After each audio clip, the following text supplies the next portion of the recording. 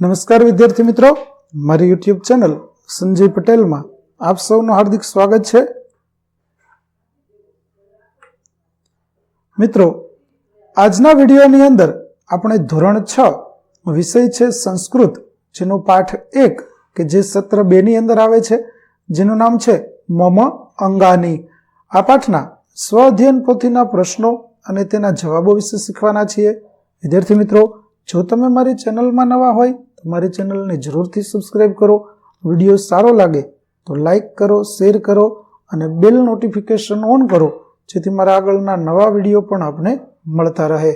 તેમજ આ પાઠની પીડીએફ જોવા પ્લે સ્ટોરમાંથી અમારી એપ્લિકેશન વિશ્વગુરુ એસટીડી 1-12 ગુજરાતી ડાઉનલોડ કરી તમારા મોબાઈલમાં ઇન્સ્ટોલ કરો. જે તમે શરૂ કરશો તો આ પ્રકારે જોવા મળશે, જેમાં સ્વ અધ્યયન પોથીની અંદર તમને ધોરણ બતાવશે, ધોરણ પસંદ કરશો એટલે તમને વિષય બતાવશે, વિષય પસંદ કરશો એટલે પાઠનું નામ બતાવશે. જેમાં તમે વિડીયો ઉપર ક્લિક કરશો તો તમને વિડીયો જોવા મળશે અને પીડીએફ ઉપર ક્લિક કરશો તો તમને પીડીએફ જોવા મળશે. તેમજ વિદ્યાર્થી મિત્રો, જો તમે હજી જૂની એપ્લિકેશન વાપરતા હોય તો એપ્લિકેશનને જરૂરથી અપડેટ કરો, જેમાં ઘણું બધું નવું ઉમેરવામાં આવ્યું છે. તો ચાલો મિત્રો, હવે આપણે શરૂ કરીએ પાઠ 1 મમ અંગાની. પ્રશ્ન 1 છે, નીચેના શબ્દોનું અનુલેખન કરો. તો વિદ્યાર્થી મિત્રો, આપેલા શબ્દો છે તેને આપણે ફરીથી અહીં સારા અક્ષરોમાં લખવાના છે. જેમાં પેલું છે લલાટમ. લલાટમ એટલે થશે કપાળ. ત્યાર પછી બીજું છે કરતલમ. કરતલમ એટલે થશે હથેળી. ત્રીજું છે ઉદરમ. તો ઉદરમ એટલે થશે પેટ.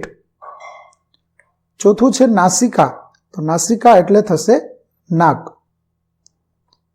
પાંચમું છે મુખમ. તો મુખમ એટલે થશે આપણું મુખ, ચહેરો. છઠ્ઠું દંતા. દંતા એટલે થશે દાંત. સાતમું જીહવા. જીહવા એટલે થશે જીભ. અને આઠમું ચરણ એટલે થશે પગ. તો આવી રીતે સરસ મજાના અક્ષરો આપણે અનુલેખન કરવાનું છે. ત્યાર પછી પ્રશ્ન 2, નીચે આપેલા અંગોના ચિત્ર માટે સંસ્કૃત શબ્દ લખો. તો વિદ્યાર્થી મિત્રો, પહેલું ચિત્ર છે તે આપણને કાનનું આપેલું છે, જેને સંસ્કૃતમાં કર્ણ કહેવામાં આવે છે. બીજું છે તેમાં હાથ અને હથેળી બંને દેખાય છે, માટે આપણે હસ્ત અને કરતલમ 2 લખીશું. ત્યાર પછી દંત એટલે કે દાંત, દાંતનું ચિત્ર છે, માટે આપણે દંતા લખીશું.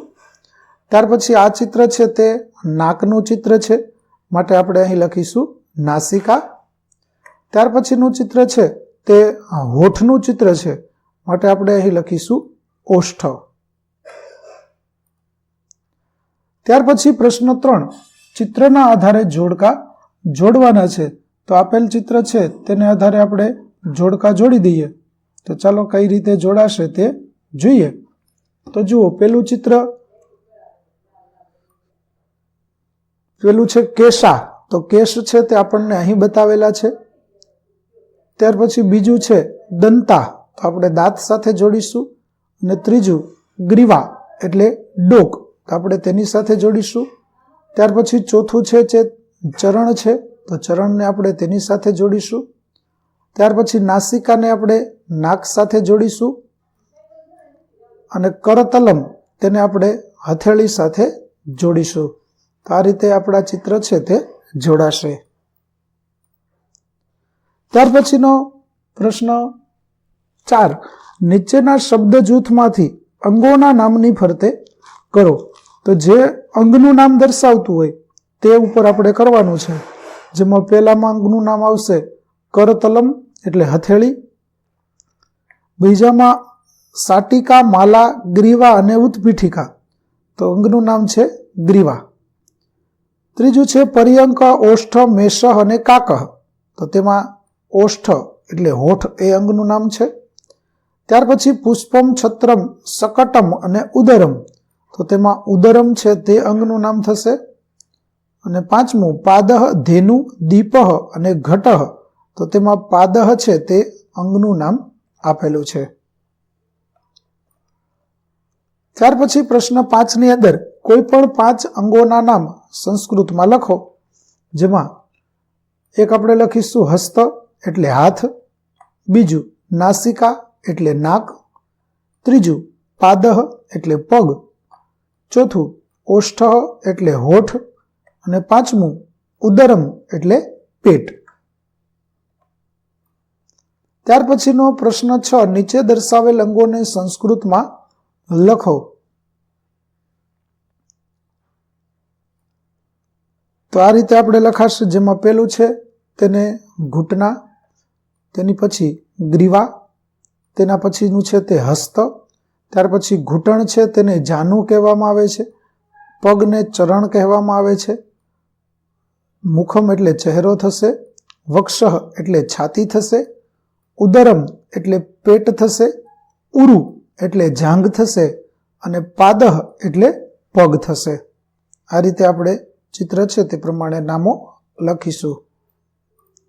તો વિદ્યાર્થી મિત્રો, અહીં આપણું પાઠ 1 મમ અંગાની ના સ્વ અધ્યયન પોથીના પ્રશ્નો અને તેના જવાબો પૂરા થાય છે. આગળના પાઠના પ્રશ્નો અને તેના જવાબો મેળવવા માટે મારી ચેનલને જરૂરથી સબસ્ક્રાઇબ કરો, તેમજ PDF જોવા માટે પ્લે સ્ટોરમાંથી અમારી એપ્લિકેશન વિશ્વગુરુ STD 1-12 ગુજરાતી ડાઉનલોડ કરો, જે એકદમ ફ્રી છે. કોઈ પણ પ્રકારના ચાર્જ વગર તમે વિડીયો અને PDF બંને જોઈ શકશો. તો આશા રાખો અમારી એપ્લિકેશન આપને ગમશે. જરૂર ડાઉનલોડ કરજો. ફરી મળીશું આપણે નવા વિડીયો સાથે. ત્યાં સુધી આવજો.